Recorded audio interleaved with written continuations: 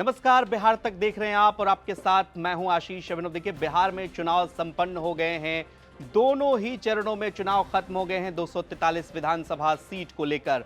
अब सबकी दिलचस्पी इस बात को लेकर है कि आखिर सीट पर एग्जिट पोल क्या है, आपकी सीट पर एग्जिट पोल क्या कुछ कहता है, ये हम आपको बताएंगे इस वीडियो में। आपके विधानसभा सीट का हाल बताएंगे, कौन से प्रत्याशी चुनाव जीत रहे हैं ये भी बताएंगे।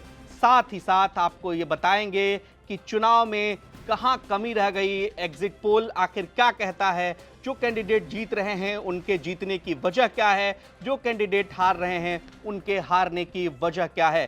तो चलिए इसी कड़ी में बात करते हैं बलरामपुर सीट को लेकर। संगीता देवी यहां से लोक जनशक्ति पार्टी रामविलास के टिकट पर चुनाव लड़ रहे हैं और एक मजबूत नेता जिनके बारे में खूब चर्चा होती है, इनकी सादगी की मिसाल दी जाती है, महबूब आलम सीपीआई एमएल से चुनावी मैदान में हैं। 2020 में सीपीआई एमएल के टिकट पर जीत हासिल कर दोबारा चुनावी मैदान में आए हैं। और देखिए, सबसे ज्यादा वोटों से जीतने वाले अगर नेताओं की गिनती होती है तो इसमें महबूब आलम का नाम जरूर आता है। 53,597 वोटों से चुनाव में उन्होंने जीत हासिल की थी और हराया था वरुण कुमार झा को, जो आपको बता दें कि 2020 में उन्होंने चुनाव हराया था।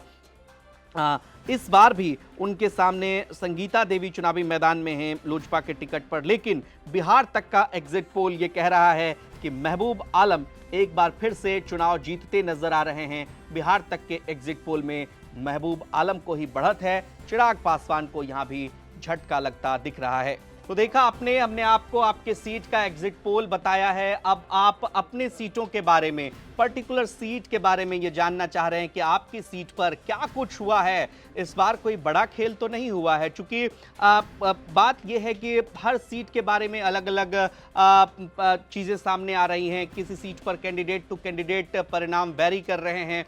243 विधानसभा सीट का अगर आपको एग्जिट पोल देखना है तो बिहार तक के वीडियो सेक्शन में आइए, सारा वीडियो वहां पर उपलब्ध है। और साथ ही साथ आप कोई अपना ओपिनियन देना चाहते हैं कि एग्जिट पोल में आप क्या सोचते हैं, पर्टिकुलर जिस सीट के बारे में अभी हम बात कर रहे हैं उस सीट को लेकर, या फिर 243 विधानसभा सीट को लेकर महागठबंधन को कितनी सीटें आ रही हैं, तेजस्वी यादव ने किस तरीके से चुनाव लड़ा, नीतीश कुमार ने किस तरीके से चुनाव लड़ा, क्या एक बार फिर से बिहार में नीतीश कुमार की सरकार बन रही है या तेजस्वी यादव नीतीश कुमार को सत्ता से हटा देंगे।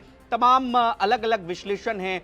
जनता की राय जो होती है वो निश्चित तौर पर अंतिम राय होती है। अब सबकी किस्मत ईवीएम में कैद हो चुकी है, लेकिन एग्जिट पोल में अगर आपको अपने सीट के बारे में जानना है तो आप बिहार तक के वीडियो सेक्शन में आइए। और 14 तारीख का दिन मत भूलिएगा, 14 नवंबर को बिहार तक आप लगातार देखते रहिएगा। चुनाव परिणाम से जुड़ा हर अपडेट आपको मिलेगा सिर्फ और सिर्फ बिहार तक पर। नमस्कार।